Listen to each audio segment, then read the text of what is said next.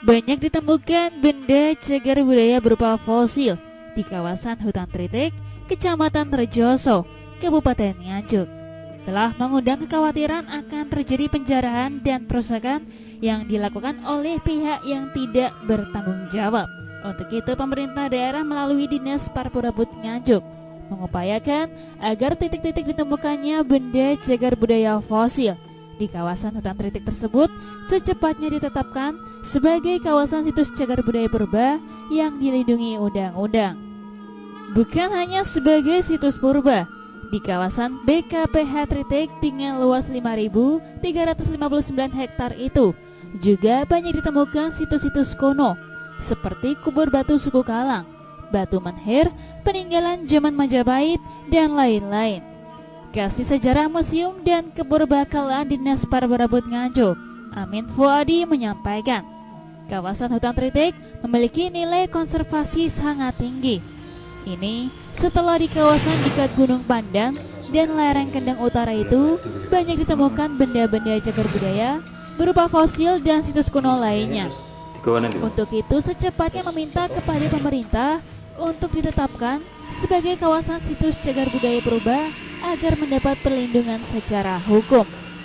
Seperti diketahui bahwa rentang waktu 2015 hingga saat ini temuan-temuan cagar budaya yang berasal dari kawasan hutan Tritik itu cukup masif ya, dan di sana ini boleh dikatakan sebuah paket lengkap karena selain masa prasejarah juga ada temuan-temuan pada masa-masa klasik maupun di belakang-belakang masa-masa awal dari masa kolonial.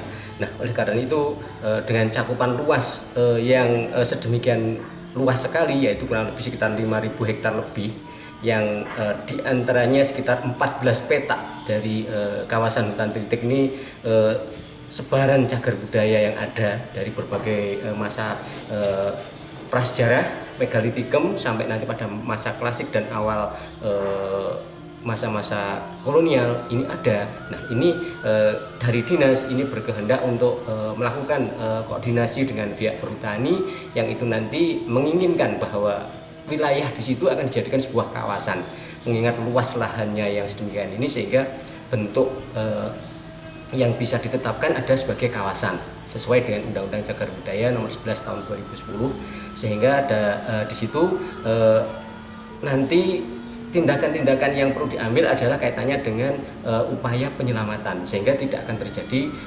penjarahan baik itu nanti implikasinya juga termasuk kepada penjarahan kayu, jadi akan terselamatkan. Nah, kemudian juga akan ada upaya kaitannya dengan penyelamatan, sehingga nanti temuan-temuan yang asli di sana yang memang layak untuk dimuseumkan nanti akan dimuseumkan, tetapi temuan-temuan yang sifatnya memang harus kita buat in situ akan kita buat in situ, dan itu barangkali dalam kegiatan pengembangannya nanti bisa mengarah kepada pengembangan potensi wisata prasejarah maupun masa-masa megalitikum dan klasik. Selama ini sudah pernah mengajukan ke instansi terkait dengan penetapan situs yang ada di hutan Tritik? Kami sifatnya sementara ini kaitannya laporan saja, laporan temuan-temuan bahwa di lokasi-lokasi ini dengan sebarannya sedemikian luas ini kita temukan potensi-potensi cagar budaya yang ada. Tetapi kami menunggu hasil kajian dari tim ahli ya, karena memang sebelum kawasan ini bisa ditetapkan tentu harus ada kajian dulu. Nah, kebetulan ini karena terkendala masa pandemi Covid ini sehingga tertunda kaitan kajian-kajian tersebut. Namun demikian secara lisan kami sudah sampaikan kepada pihak perhutani, terutama Bapak ADM, itu tentang potensi kaitannya dengan nanti kita laksanakan penetapan kawasan hutan Tritik ini sebagai cagar budaya, dan alhamdulillah dari pihak perhutani menyambut baik, dan itu diinginkan memang bisa segera mungkin direalisasikan. Apakah ada rencana untuk mengusulkan secara formal, Mas? Jelas, itu nanti kami akan melakukan secara formal, karena apapun kita secara administratif kita harus memenuhi standar formal, itu harus kita lakukan. Namun demikian kita harus ada kajian dulu. Ini yang kami butuhkan adalah ada kajian. Nah, kemarin kami sudah berupaya menyikapi sebelum adanya kajian ini kami pasang banner-banner dulu sebagai tindakan awal kami, yaitu peringatan-peringatan bahwa siapapun dilarang masuk ke wilayah ini dan tanpa ada tujuan-tujuan yang istilahnya jelas, dan apalagi nanti masuk kemudian keluar membawa sesuatu yang itu kaitannya dengan potensi cagar budaya maupun potensi kehutanan. Nah, ini sudah kami sepakati dengan pihak Perhutani, dan alhamdulillah nanti kita tinggal realisasi untuk pemasangannya pada kurang lebih 6 titik. Bisa dicontohkan fosil yang pernah ditemukan di antara potensi-potensi yang ada ini adalah beberapa fosil seperti ini di belakang ini fosil dari Stegodon, dan ada juga fosil dari dimungkinkan ada kaki dari badak purba ya, dan ini juga ada sebagian peralatan budaya manusia purba, dan dimungkinkan ya, sangat dimungkinkan karena di lokasi ini temuan-temuan peralatan budaya purba, manusia purbanya ini sudah ada. Ini dimungkinkan di lokasi tersebut ditemukan manusia purba. Nah, dengan ditemukan manusia purba nanti akan menjadi sebuah lokasi kajian penelitian dari berbagai pihak.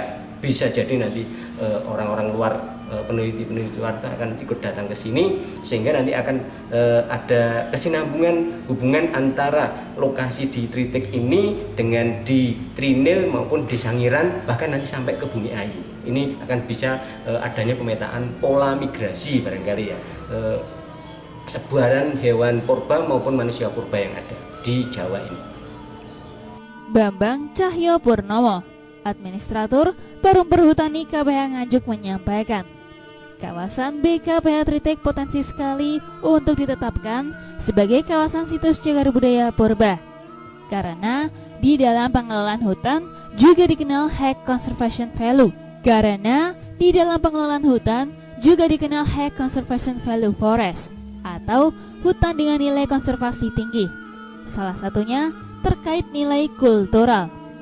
Sedangkan terkait temuan cagar budaya berupa fosil, harus ada pihak yang berkompeten untuk menentukan letak dan luasan area situ sebelum dilakukan tindakan konservasi.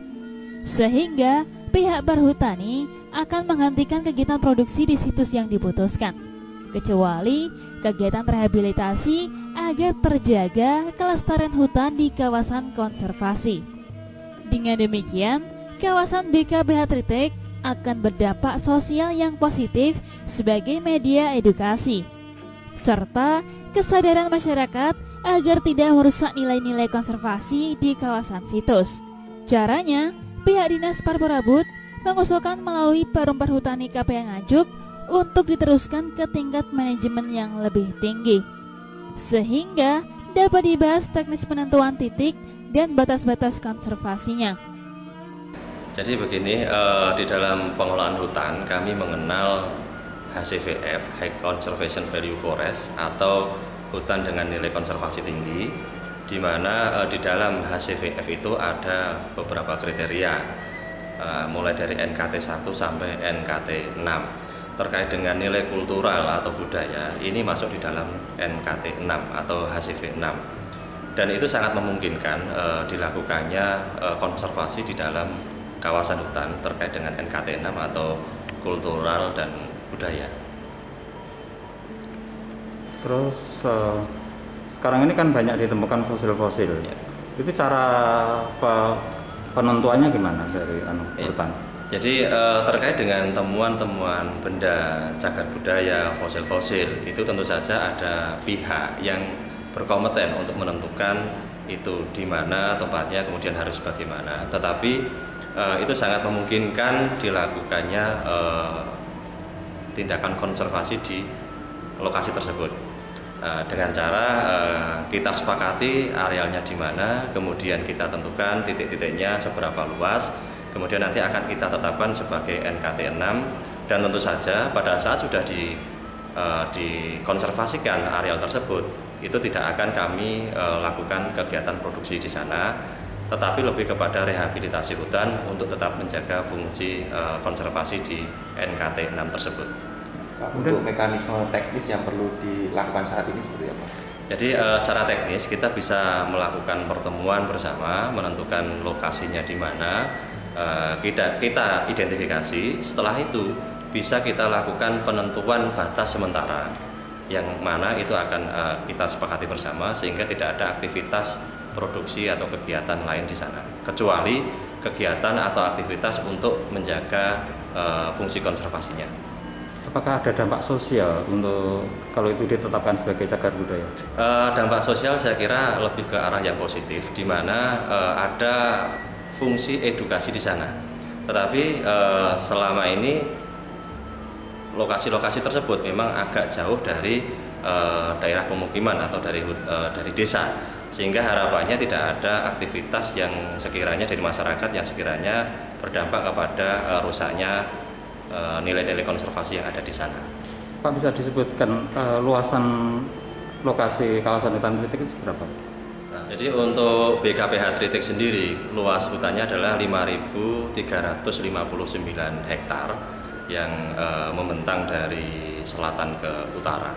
Jadi yang sudah pernah ditemukan di kawasan hutan KPH Nganjuk, utamanya yang ada di BKPH Tritik dan juga BKPH Tamanan, itu sudah ditemukan fosil satwa atau hewan purba, kemudian ditemukan hewan-hewan laut, kemudian juga ditemukan situs-situs baik itu masyarakat suku Kalang ataupun situs-situs peninggalan zaman Majapahit.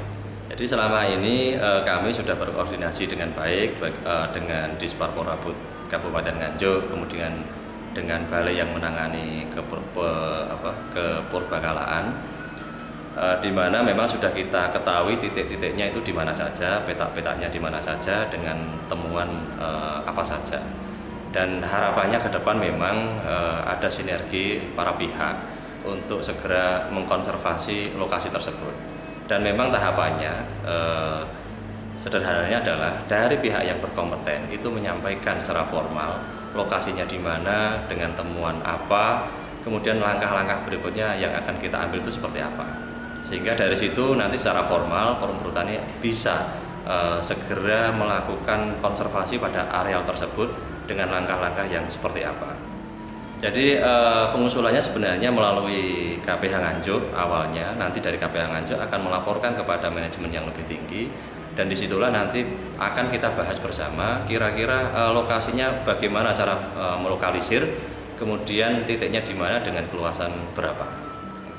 Selama ini kami sudah bekerja sama dengan Disparporabud Kabupaten Nganjuk untuk memberikan himbauan-himbauan, larangan-larangan kepada masyarakat untuk tidak merusak atau mengambil benda-benda purbakala ataupun fosil yang ada di dalam kawasan hutan. Harapannya dengan seperti itu masyarakat memahami, sehingga apapun yang ditemukan di dalam kawasan hutan itu masih tetap terjaga pada tempatnya.